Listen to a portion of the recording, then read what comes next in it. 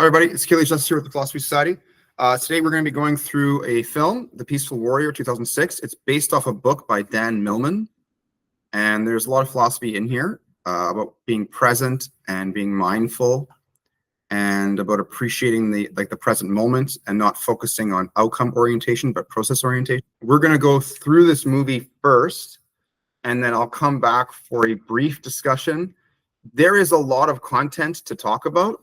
And so I have some material that I've already written about all of the content. It's on the website in two places. I'm going to condense it into one.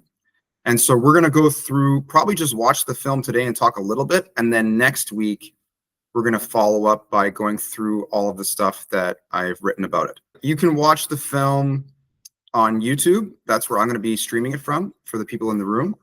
And then if you're at home, figure out a way to see the film, and then we'll come back for the discussion.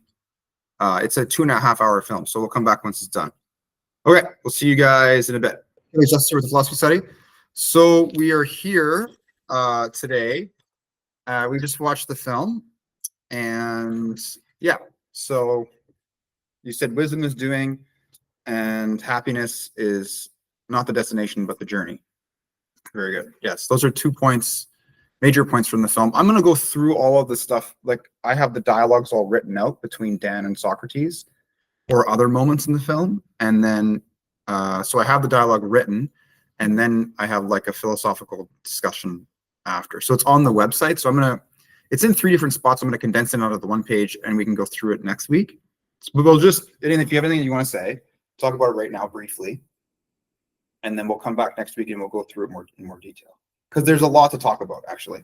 There's like 30 different scenes, really, I think, that have something valuable to say. This is a very philosophical movie, sure. Mm-hmm.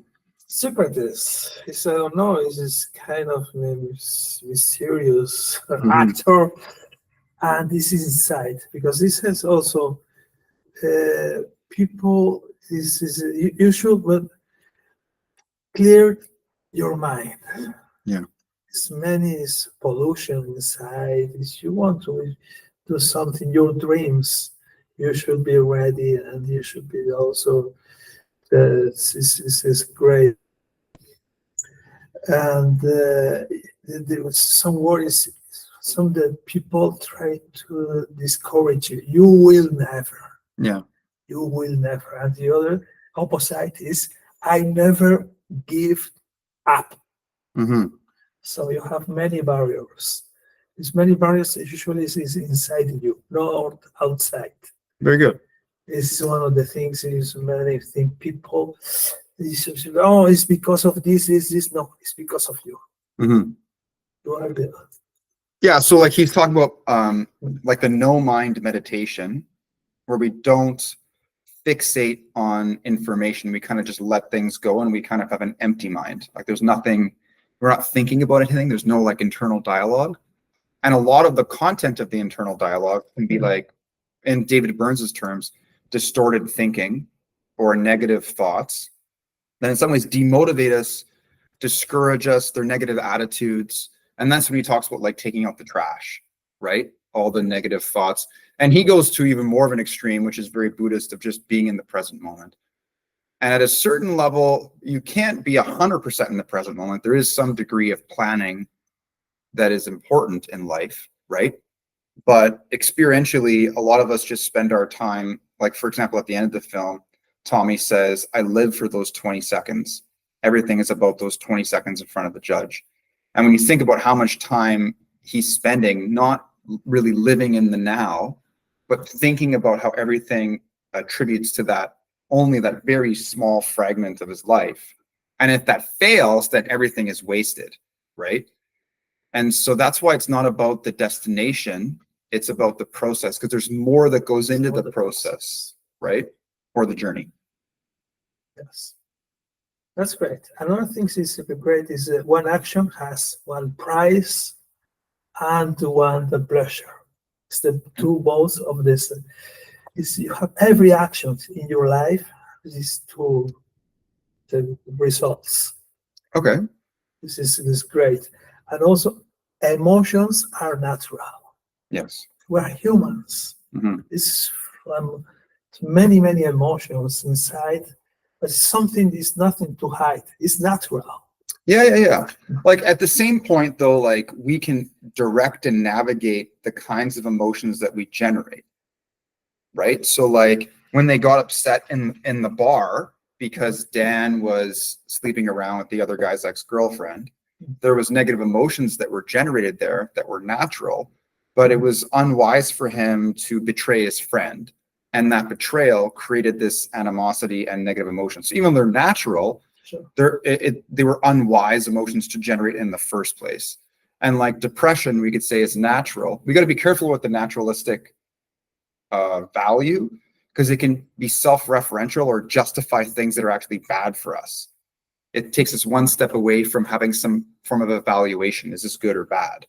You know, the context he was using that was don't feel shame in being sad about something. There's like a way to right? There's a way to express like healthy sadness. Because there's alexithymia in a Latin word. Okay. Alexithymia means express your emotion. Sure. Yeah. Mm. And how we make our decisions, you know what I mean, will determine the kinds of situations we put ourselves in, and also our perspective on things, right? And that's the whole journey versus destination thing. If we look at the process, then the outcome won't be so overbearing with us if it doesn't meet our expectations, because the outcome is out of our control, which is what he's talking about. Whereas the process is something that's almost entirely in our control, right? It's the attention I'm putting in, the effort I'm putting in. Sure. And yeah. And what do you think also? No ordinary moments. Mm-hmm. Always extraordinary. It is. Sure, yeah. Well, he's just trying to say you shouldn't ever be bored. There's always something going on that is worthy of value, you know, and that way you don't like live a life and it just seems to pass you by because you're not really, I don't know, appreciating like the experience that you have. And your experience fundamentally is all you really have. There are things that you can hold on to, like parents love their kids, you know, Yes. but the kids grow up. Sure. And so if you make like this child the focus of your life and your attention, and there's nothing else, then what you're going to have some kind of like a midlife crisis, or, you know, whatever crisis once the kid does grow up, because you can't have this little person that was the defining characteristic of who you were, right? Or money or health or youth, all of these different things, right? So I think fundamentally being conscious, like being a conscious being, consciousness, is in some ways the common denominator, or the thing that spans across all of our experience. To have an experience is to be conscious of it. And so yeah, that's the place where we can, like, you know, I guess have some unshakable foundation. Like that's always going to be present, you know what I mean? So the question that Socrates asked is about the happiness. Okay. Do you think what is happiness? It's okay, I'm rich and successful. And all do you think? But what about you? Do you think you're really, really happy? Yeah, well, there's hedonistic things. Like I have the pleasure of having money or having an object in my life. But because that changes, or it really doesn't create the degree of good life happiness or meaningful existential happiness. Like there's different ways that we can define what happiness means, right? And so having meaning in life, or the good life, eudaimonia, is more of a durable, long-lasting sense of fulfillment than hedonism per se, like just pleasure. And so Martin Seligman talks about this. He was the founder of positive psychology and the president of the American Psychological Association. There's a TED talk about it. And yeah, and so I think that learning to develop meaningful goals in life, and then how to have a healthy perspective on things, is the counter to like depression and anxiety and the extreme of like suicide, you know? Yeah, so yeah. And that's why this film is good, because it depicts it in such a way. And there's the crisis that occurs, right? That is directly in the way of his attainment of well-being or happiness. because he wants to go to the Olympics and stuff like that. Mhm. And so that's why it's good. Not that I watch sports or that I'm not a gymnast, you know, like I don't identify, but I understand the meta story within the narrative that Dan Millman is showing through the film, you know. Mhm. Anything else stand out to you? No, it's It was good. Eh? So next week we'll go through in more detail with the specific dialogues. And yeah, that was good for today though.